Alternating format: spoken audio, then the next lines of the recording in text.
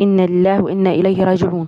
في صباح حزين خيم الصمت على قلوب عشاق الكرة، وارتدى نادي الزمالك ثوب الحداد بعدما رحل عن عالمنا لاعب الكرة السابق إبراهيم شيكا، الذي قاوم المرض بشجاعة لكن غلب الجسد ورحل الروح. شيكا الذي سكن قلوب الجماهير بابتسامته قبل لمساته وبأخلاقه قبل مهاراته، خاض معركة الحياة بشرف حتى النهاية.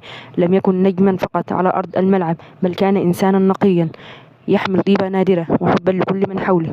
اليوم تبكيك مدرجات حلمت بهتاف اسمك، وتشتاق لك قلوب كانت تراك الأمل في كل مرة تلمس فيها الكرة. نم هادئا يا شيكا، قد كنت جميلا في حضورك ونقيا في وداعك. إنا لله وإنا إليه راجعون. راح شيكا وساب الوجع وراه. يا ناس شيكا مات، شيكا اللي كنا بنهتف من قلوبنا ليه، اللي ضحكته كانت بتنور المدرجات، اللي عمره ما كسر بخاطر حد. النهاردة بيسيبنا ويمشي وسايب قلوبنا مكسورة، مش قادرين نصدق إنك مشيت يا شيكا. لسه شايفينك في الصور وفي الممشات، في اللحظة اللي كنت بتجري فيها ورا الكورة كأنك بتحلم بيها من الطفولة. تعبت يا شيكا ووجعك وجعنا.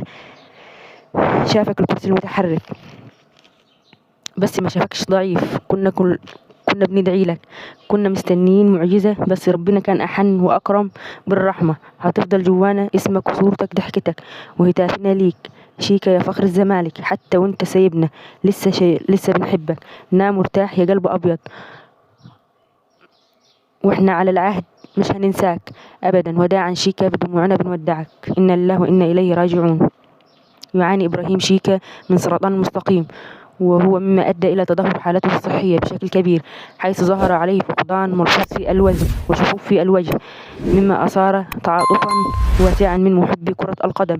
وبعد الكشف عن تفاصيل مرضه، تساءل العديد من المتابعين عن تطورات حالته الصحية وإمكانية استجابته للعلاج. في لقاء إعلامي مع الصحفي محمد موسى، وجه شيكا شكر لكل من سانده في هذه الأزمة، وعلى رأسهم الكابتن ياسر شبل، كما عبر امتنانه للدعم الذي تلقاه من وزير الدفاع ووزير الصحة ووزير الشباب والرياضة، مشيرا إلى أن مساندتهم كانت لها تأثير إيجابي عليه بدورها.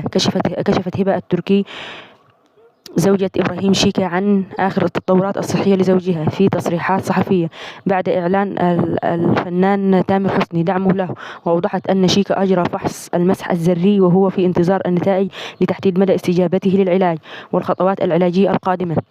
ونشر إبراهيم شيكا لاعب نادي الزمالك السابق صورة تجمعه مع الفنان محمد رمضان من داخل المستشفى، حيث يتلقى العلاج